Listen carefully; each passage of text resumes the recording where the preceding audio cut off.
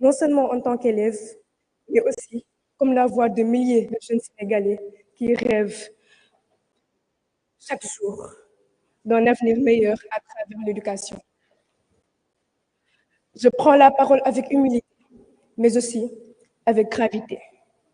Car ce dont nous parlons aujourd'hui ici n'est rien de moins que l'avenir de notre pays. L'école sénégalaise est en souffrance.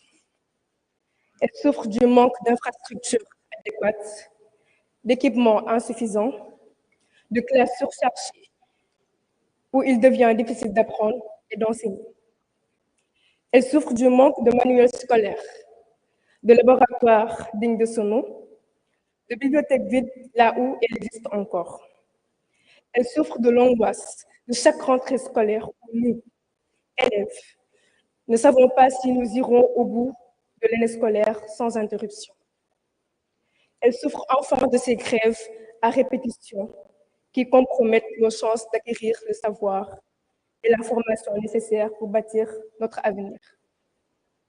Mesdames et messieurs, nous ne voulons plus être les otages de ces conflits. Nous ne voulons plus voir nos années scolaires amputées par des interruptions qui nous échappent. Nous comprenons les revendications des enseignants. Nous respectons leur engagement et leur combat pour de meilleures conditions de travail. Mais nous, encore une fois élèves, avons un message très clair. Nous voulons apprendre, nous avons le droit d'apprendre.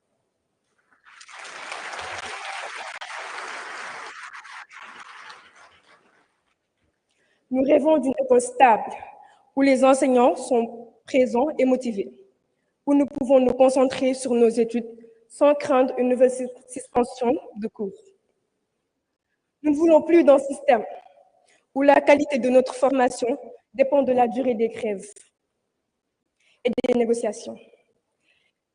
L'éducation est notre bien le plus précieux. Elle ne peut plus être prise en otage. À l'État, Monsieur le Premier ministre, nous lançons un appel solennel. L'éducation n'est pas une dépense, c'est un investissement.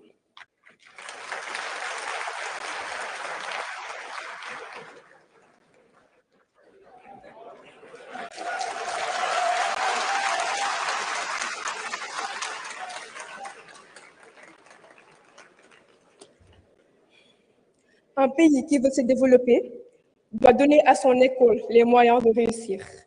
Cela passe par des infrastructures modernes, des enseignants bien formés et motivés, des ressources pédagogiques adaptées à notre époque. Cela passe aussi par une planification rigoureuse qui anticipe et règle les problèmes avant qu'ils ne deviennent des crises. Monsieur le Premier ministre, Mesdames et Messieurs, nous, élèves du Sénégal, voulons croire en un avenir meilleur. Nous voulons croire que nous ne sommes pas condamnés à voir chaque année notre parcours scolaire mis en péril. Nous voulons croire que nous comptons, que nos rêves comptent et que cette rencontre ne sera pas qu'une discussion de plus, mais plutôt le point de départ d'un engagement ferme et durable.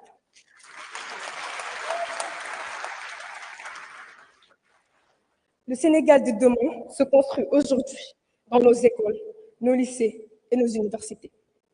Donnons à l'éducation toute la place qu'elle mérite et nous vous promettons une chose.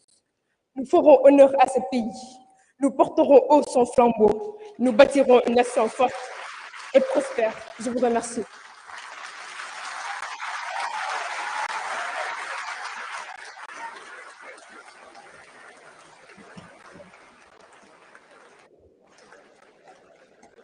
Merci beaucoup. Merci. Merci beaucoup à Ofalkan qui va saluer les autorités, notamment Monsieur le Premier ministre. Merci pour cette brillante intervention. Merci surtout pour le respect du timing et nous espérons que cela inspirera les prochains orateurs. Mesdames, Messieurs, nous vous réservons 5 minutes donc pour pouvoir permettre au plus grand nombre de prendre la parole. Merci beaucoup pour cette belle intervention. Donc, nous passons au secteur de l'enseignement supérieur. Et je vais appeler la représentante des syndicats, Mme Djemé Sow, pour 5 minutes sur le timing. 5 minutes, Mme Djemé Sow de SAES.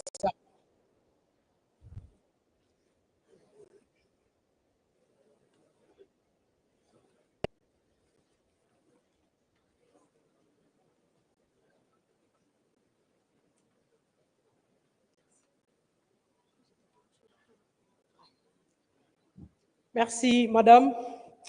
Bonjour à tout le monde.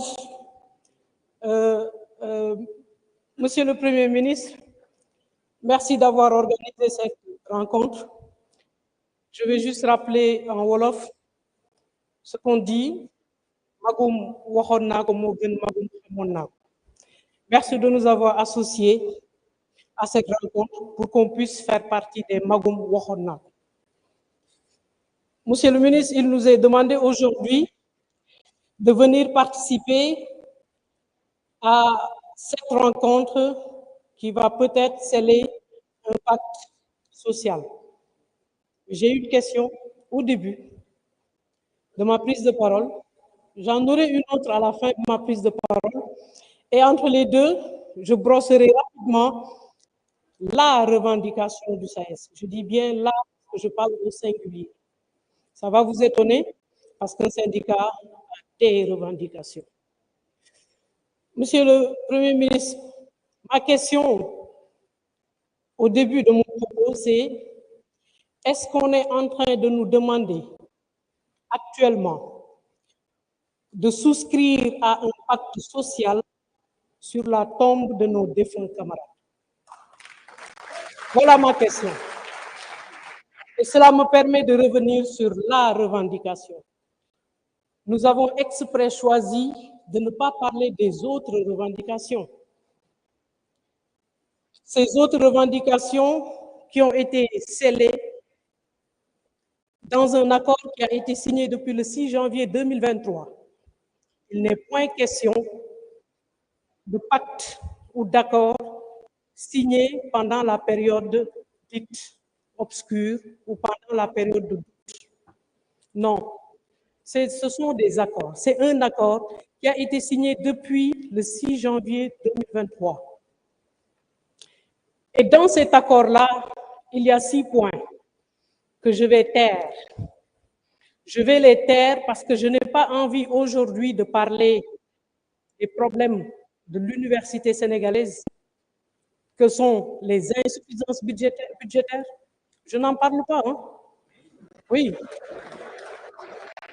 Je ne parle pas des budgets qui ne servent qu'à payer des salaires.